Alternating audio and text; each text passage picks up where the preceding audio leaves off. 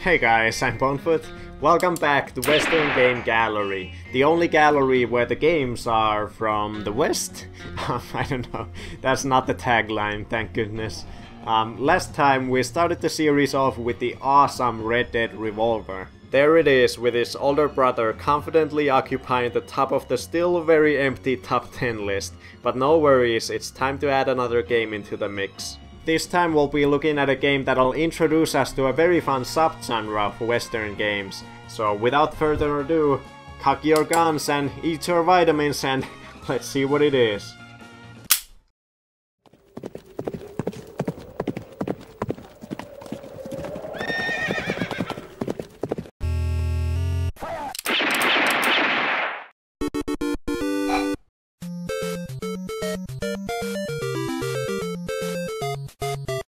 I'm a big fan of light gun games, and fortunately there's at least half a dozen Western themed ones out there. I look forward to tackling all of them during the course of this series, and I wanted to get the ball rolling in the second episode with the most classic one of them all, Wild Gunman. First released by Nintendo in the arcades in 1974. You mean you have to use your hands? That's like a baby's toy. The game was then released on the NES in the mid-80s, being one of the 18 launch games for the system in North America. The game utilizes the fantastic NES zapper and has 3 different game modes. Game A throws you in a desert and pits you against a slew of gunslingers, one after the other, who are looking to best you in a quick draw duel. Your objective is to rack up a high score by winning as many duels as you can with just 3 lives. The enemies slug their way in front of you, suspense starts to build, and when you hear their glorious 8-bit yell, the timer starts and you have to shoot them as fast as you can before they shoot you. The game tells you how fast your opponent is, so you always know what time you have to beat. Every gunslinger has a price on their head that goes into your score when you beat them, and the faster you shoot, the more additional bonus points you'll also gain. The first 7 opponents are always the same, with the slowest shooting in 1.5 seconds and the fastest at 0.60 seconds. After that their speeds are randomized, but they never go above 1 second or under 0.40 seconds.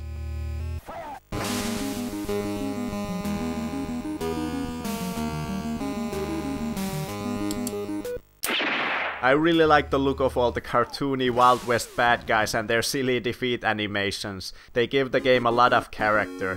One design choice I also really commend them for is that you don't have to be super accurate when taking your shot. As long as you hit the TV screen, it will result in a hit. This allows you to really shave down your time by trying to master the way real fast draw shooters do it, which is by shooting right from the hip.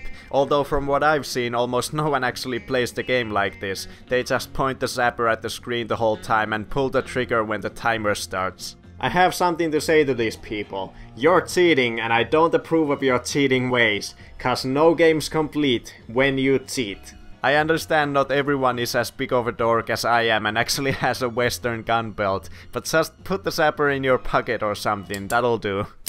Now, anything 0.60 seconds and above is pretty easy to beat if you're not goofing off too much. 0.50 can be tough, but with 0.40 your reaction time, draw and pull have to be pretty damn snappy.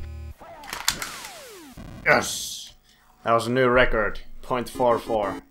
It's always this guy with a tan jacket and cowboy hat that shoots that fast, and you'll grow to hate him pretty quickly. He was always the one preventing me from having the game go on forever. The best I can do is get about 30 rounds in, because by that point the random chance system has put me against him 3 times with that 0.40 time. Only once did I ever beat him with 0.38 on the clock, which is my personal record, but holy crap did it feel good to finally drop that bastard. That time is only 0.15 seconds from the actual fast draw world record, where they also have to cock the gun, but who cares about that? The zapper is the real deal. Okay, time to use the real gun.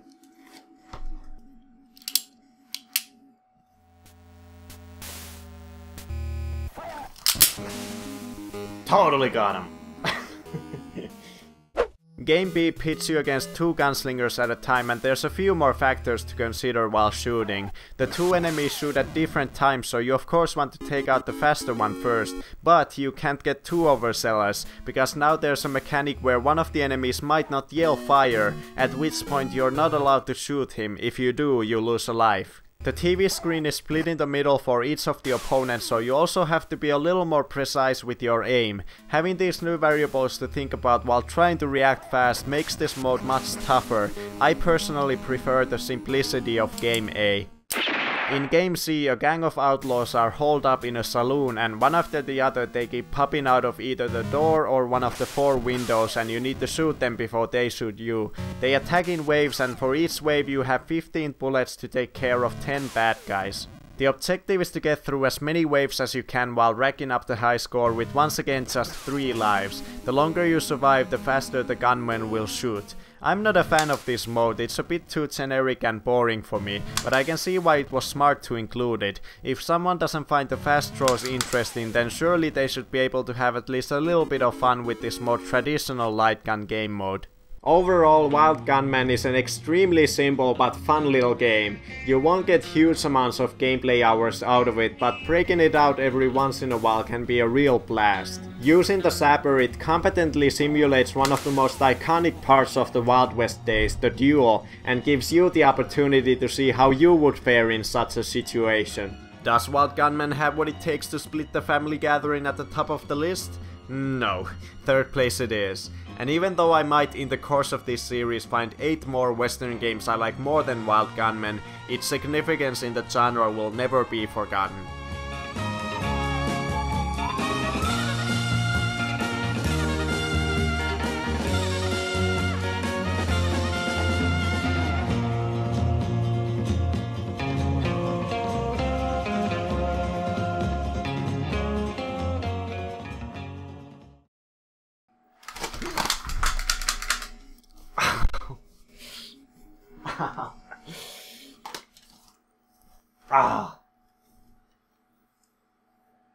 That was a bad idea.